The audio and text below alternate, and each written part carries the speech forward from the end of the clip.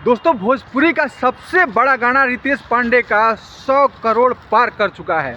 वही गाना जो हेलो कौन। तो सबसे पहले सभी भोजपुरी दर्शक को हार्दिक शुभकामनाएं, जो आपने गाने को प्यार दिया और आपने देख देख के उस गाने को 100 करोड़ पार कराया।